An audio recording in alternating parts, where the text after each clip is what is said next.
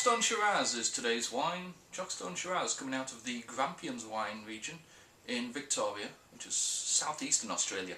Very little known wine growing region. Really don't see a huge amount of wines coming out of the Grampians, at least that are exported to the US. But the Grampians in Victoria, interesting region. Gets cooler the further south you go, warmer the further north you go. So this is kind of a little bit further south. The wines that tend to be not really as full-bodied as wines from like McLaren Vale or Barossa Valley. They tend to be a little bit more elegant, a little bit more restrained, a little bit more refined. The alcohol generally doesn't get too out of control. But Chockstone itself, Adam Richardson is the winemaker on this one. Big fan of cliff climbing, rock climbing. He actually named the Chockstone for the, if you could see that on the front, refers to really the rock that becomes wedged in the crack of like between two cliff faces. The Chockstone itself. So a wine like this, even though it's going to be a little bit more restrained,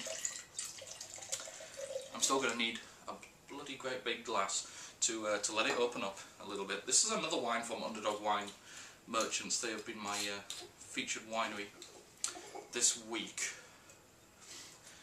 Very intense colour on this one. The actual winery itself, Adam Richardson Wines, only produces a Riesling and a Shiraz out of the Grampians wine region in Australia. Hugely historic wine growing region as well. Victoria's kind of thought to be the original home of the vine in Australia, so a lot of history there. But back in the 1800s, this vine disease called phylloxera, and you could probably do a little bit of research on it. I'll put the title, phylloxera, the actual word itself, up on the screen for you. But wiped out all the vines kind of in the 1800s. So they had a lot of rebuilding to do. So it once was the largest wine growing region in Australia. Now it's kind of had to fight back a little bit because all of the vines were wiped out. I mean, even just from here, I can smell this stuff. Extremely intense. A lot of black fruit on the nose.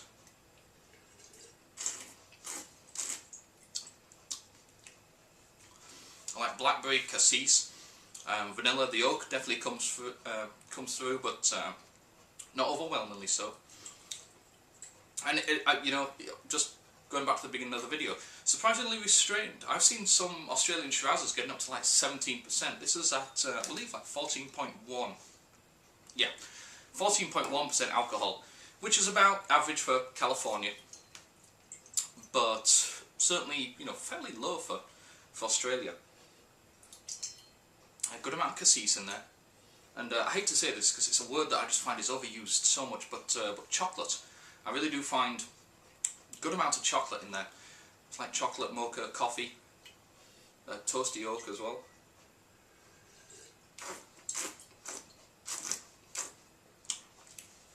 This is 08 vintage, and there's still a good amount of acidity there, leading me to believe that you could probably get another couple of years at minimum.